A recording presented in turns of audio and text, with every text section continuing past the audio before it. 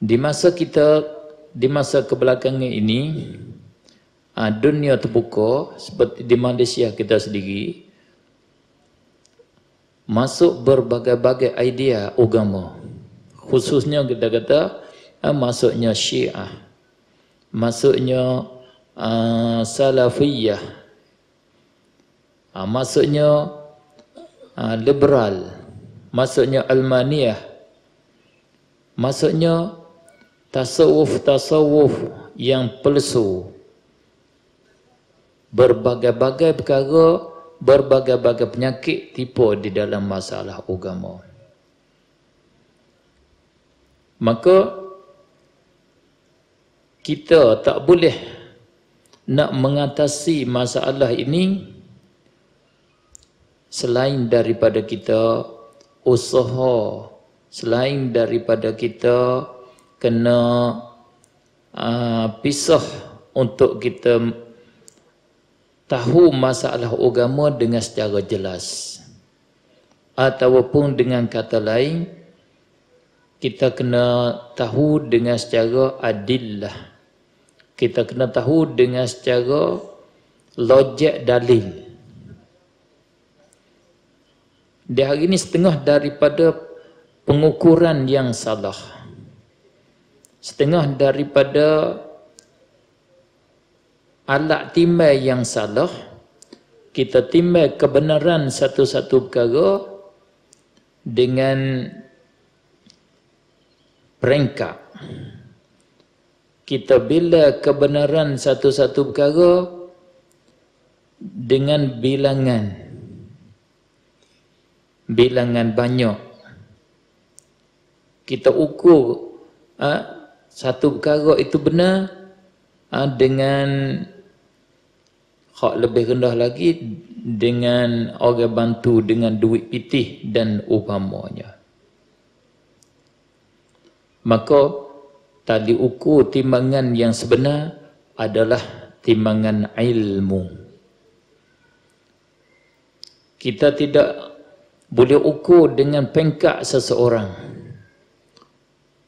Seseorang ini pengkat ayah, seseorang ini pengkat ibu, seorang ini pengkat abang, seorang ini pengkat datuk dan umpamanya. Itu bukan alat ukur. Dan seorang itu mempunyai janggut, mempunyai serban besar, itu bukan alat ukur. Kata ulama, dia panggil at-tarjih bid-dalil, la bil-qail. Kita nak tarjah satu-satu perkara, kita nak kata hak ni berat, ini lebih betul, adalah dengan dalil dia, dengan hujjah dia, dengan alasan dia. Bukan dengan orang yang berkata. Oleh itu, nak tahu kita nak dapat tali ukur ni, mestilah kita kena belajar dengan secara berdalil. Barulah sampai kepada pengkat kita tahu satu-satu perkara, ataupun sampai pengkat kita boleh membeza antara dua benda yang berbeza. Orang yang cerdik, orang yang mengetahuikan dua benda yang bertentangan dan dia boleh membeza antara dua benda yang bertentangan itu. Yang manakah yang betul, yang manakah yang salah, yang manakah yang khair, yang manakah yang syar. Kemudian dia boleh, sesudah dia boleh membeza, dia pilih ambil al-khair, dia tinggal asyar. Itu di antara orang yang cerdik, tanda orang yang cerdik. Selama mana kita tak boleh membeza antara al-khair al-asyar, kita tak boleh beza antara al-haq dengan al-batil dengan secara jelas, dengan secara betul, selama tu kita berada di dalam kesamaran. Maka kita sebagai orang ahli sunnah wal jamaah, alhamdulillah, saya sikit sebanyak sekadar Allah Subhanahu wa taala ajar, boleh tahu rasa dia hari ni berasa lidah nak kata Alhamdulillah, berasa nak kata banyak-banyak Alhamdulillah. Oleh kerana ulama kita ahli sunnah wal jamaah, mereka itu adalah ulama yang sebenar-benarnya ahlillah, ulama sebenar-benarnya ahli ilmu, ulama yang betul-betul ikhlas cari kebenaran. Mereka bina satu-satu pandangan dengan kaedah syar'iyah, dengan qawaid syara'. Mereka itu meliputi dengan segala adillah syar'iyah. Alhamdulillah. Tidak seperti pihak yang mendakwa, yang ulama kita ahli sunnah hukum dengan kata orang yang sesat, orang yang menyeleweng, orang yang keluar daripada jalan yang benar, daripada firqah-firqah yang dhalah, puak-puak yang sesat, daripada mujassimah, daripada mu'tazilah, daripada murji'ah dan daripada syiah, dan katakanlah seterusnya. Kalau kita tengok, kalau kita buat perbandingan pandangan-pandangan mereka itu dengan pandangan-pandangan ahli sunnah wal jamaah, dengan secara peratuhannya ataupun peratusannya, kita dapat bahawa ahli sunnah wal jamaah adalah peratusan yang paling tinggi, yang paling dekat dengan yang sebenar. Bahkan pandangan ahli sunnah adalah yang betulnya. Alhamdulillah. Cuba kita tengok. Saya nak agak contoh. Satu contoh. Buat perbandingan di antara kita ahli sunnah wal jamaah dengan mujassimah. Kita ahli sunnah wal jamaah, kita membahagikan bahasa Arab, bahasa Al-Quran, bahasa hadis kepada dua bahagian. Yang pertama, kita bahagi bahasa Arab ada sebahagian yang dipanggil hakiki.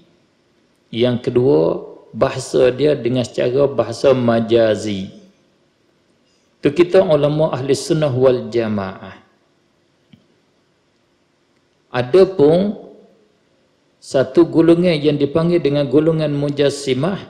Dia kata tidak ada di dalam bahasa Arab, khususnya tidak ada di dalam Al-Quran itu majaz. Hanya di dalam Al-Quran, di dalam hadis Rasulullah sallallahu alaihi wasallam, semuanya maknanya hakiki kesemuanya. Cuba kita tengok. Di dalam tajuk ini, kalau kita belajar betul-betul, kita nyata bahawasanya pandangan ahli sunnah wal jamaah adalah pandangan yang tepat, pandangan yang betul. Dengan sebab bahasa Al-Quran, bila kita baca di dalam Al-Quran, dengan secara kita bodoh-bodoh, kita yang tak banyak ilmu pun, kita nyata bahawasanya Al-Quran mempunyai majaz. Kerana banyak di dalam Al-Quran tak boleh kita nak pergi pakai dengan secara hakiki. Kalau kita pakai dengan secara hakiki, nyata kata Al-Quran itu tidak betul. Maka itu mustahil sama sekali kata Quran itu tidak betul. Cuba kita baca Al-Quran. Contoh, di dalam Al-Quran, Allah Subhanahu wa ta'ala khitab kepada Nabi sallallahu alaihi wa alihi wasallam. Allah kata, "Wakhfid lahuma Allah khitab kepada kita anak sebagai anak cucu, waqfid lahuma janahadh-dhulli minar rahmah. Allah kata kepada Nabi sallallahu alaihi wa alihi wasallam, waqfid janahaka lil mu'minin. Memang di sini tentulah kita tak boleh nak kata betul-betul yang Allah kata hendaklah engkau merendahkan sayap engkau bagi dua ibu bapa engkau. Allah kata pada Rasulullah, engkau merendahkan sayap engkau kepada orang yang beriman. Memang di sini dipakai makna majaz. Tak boleh, mustahil kita nak kata Sayyiduna Rasulullah sallallahu alaihi wasallam mempunyai sayap. Dan kita sendiri tak boleh kita nak kata kita ada sayap. Kerana semua dengan secara realiti tak ada siapa ada sayap. Di sini memang bila tak boleh kita nak pakai dengan secara zahir, itulah maknanya ayat itu dipakai dengan makna majaz. Apa makna dia? Itu satu tajuk pula, lain kira lagi. Di antara hadis Rasulullah sallallahu alaihi wasallam, Rasulullah kata di dalam hadis qudsi, Allah berfirman, ya bani Adam, maridtu falam ta'udni, wahai anak Adam, aku sakit, engkau tiada menziarahi aku, engkau tidak menziarahi aku. Allah Subhanahu wa taala bercakap begini, Nabi royak hadis ni menunjuk bahawasanya di dalam Al-Quran dan di dalam hadis ada majaz, ada cakapan pinjaman, tidak dipakai dengan secara zahir-zahirnya. Dengan sebab mustahil Allah Subhanahu wa taala bersifat dengan sakit. Mustahil Allah Subhanahu wa taala minta kita ziarah dia, minta kita mengunjungi dia sakit. Allah suruh kita mengunjungi dia sakit. Itu menunjuk kata ada di dalam bahasa Arab, ada di dalam Al-Quran dan Al-Hadis ada majaz. Itu kaedah kita ahli sunnah wal jamaah. Sekalipun pembahagian hakiki, pembahagian majazi ini tidak sabit pada korun-korun yang pertama, di korun awal-awal ataupun di tahun-tahun permulaan, di tahun-tahun masa Rasulullah dan di masa sahabat Rasulullah. Kerana pembahagian dengan secara istilah ini munculnya di masa kebelakangan, di masa-masa ada ulama-ulama yang menulis. Kerana sebelum daripada itu, sebagaimana kita maklum, sebelum daripada tabi'in di masa sahabat Rasulullah sallallahu alaihi wasallam, tidak ada para sahabat yang kerja dia menulis ataupun mengumpul, mengarang buku-buku. Mengarang buku ni mari dikorong yang kedua, yang ketiga, yang keempat. Baru ada istilah-istilah. Baru ada keluar tulis kaedah-kaedah menerangkan agama dengan secara bertulis.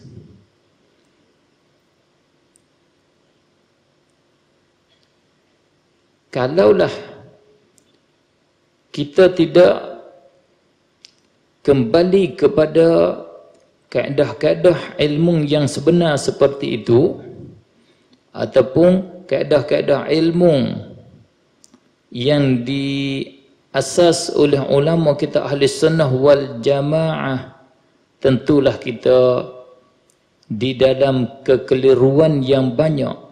Tentu kita berada di dalam gelap, belum lagi kita di dalam cerah, di dalam keterangan, di dalam kenyataan di dalam agama. Alhamdulillah, Allah Subhanahu wa taala meletakkan kita, menjemputkan kita, menjadikan kita seorang yang berada di dalam keterangan di dalam masalah agama. Dengan bahawa Allah Subhanahu wa taala menjemputkan kita, mengadakan kita di dalam golongan ahli sunnah wal jamaah, di atas ril, di atas jalan yang sebenar ini.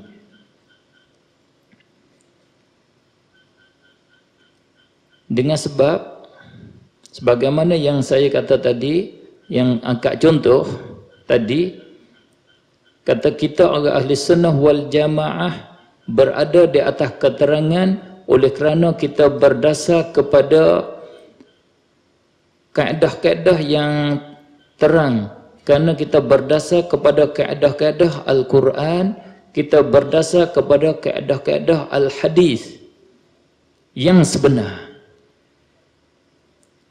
Adapun Syiah, Musyabbihah, Murji'ah, mereka dakwa saja mereka berdasar dengan kaedah-kaedah itu.